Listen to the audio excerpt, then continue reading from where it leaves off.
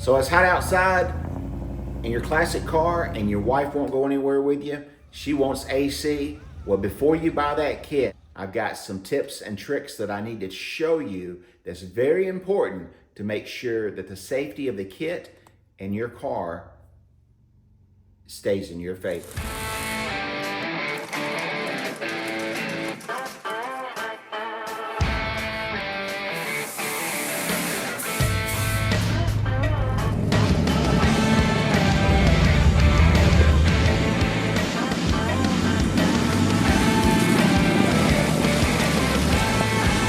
Today I'm going to share something with you that is very important when it comes to a vintage car and the AC system. It's going to be your pressure switches help keep your compressor from burning up. You've got a trinary switch that's got 4 wires coming out of it and a binary switch that only has 2 wires coming out of it. What makes these things different? Let me show you. So when you turn your AC on your dash, that may be all you know about your AC.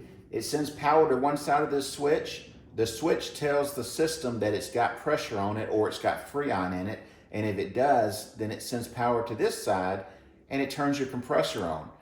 If your compressor does not come on and you've got one of these switches, the switch could be bad or you may not have freon in your system.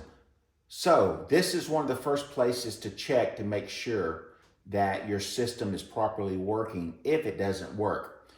All right, now you only use the binary switch if you've got a mechanical fan. So the fan is pulling air across your condenser. If there's not air coming across your condenser, then your compressor is going to build up too much heat, too much head pressure, and it's going to lock up, burn your belt off, destroy the compressor, and now you're out a whole bunch of money. That's where a trinary switch comes in. So if you don't have a mechanical fan and you've got an electric fan, this turns on either the electric fan for the motor that comes across your radiator and your condenser, or it can turn on a separate fan on your car that's dedicated just for your AC system, like a late model car. Have you ever noticed that when you crank your late model car on a hot summer day, the fan kicks on in about a minute, but your temperature in your motor is still probably under 100 degrees? That's because it's calling for air to go across the condenser. And without that fan moving air across that condenser, this switch is going to turn your compressor off, hopefully. If it doesn't turn your compressor off, then you're going to burn up something. So very important that you have a trinary switch on with electric fans, and if no electric fans, a binary switch. So they're both basically the same, just one does a little bit of something extra. So I hope you got something out of this. Please, whatever you do, make sure you've got one or the other of these on your system. They don't usually come with your system. This is probably about a $50, $60 upgrade, and this is probably about a $35, $40 upgrade. Make sure you put these on your system.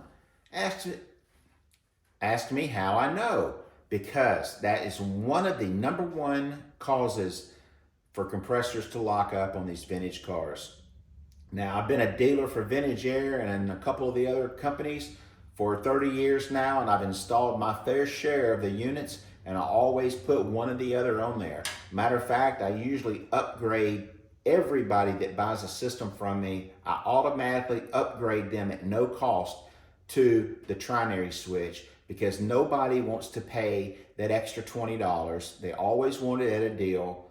And I know for a fact that somebody down the line is going to end up putting an electric fan on their car because the mechanical fan just don't do it.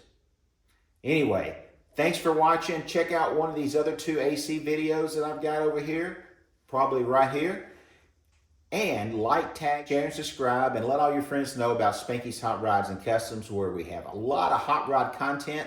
We build cool cars, and it will definitely take you to some really cool events. As always, Thanks for watching. Now get out in the garage and go build something cool. See you guys in the next episode. I'm gone.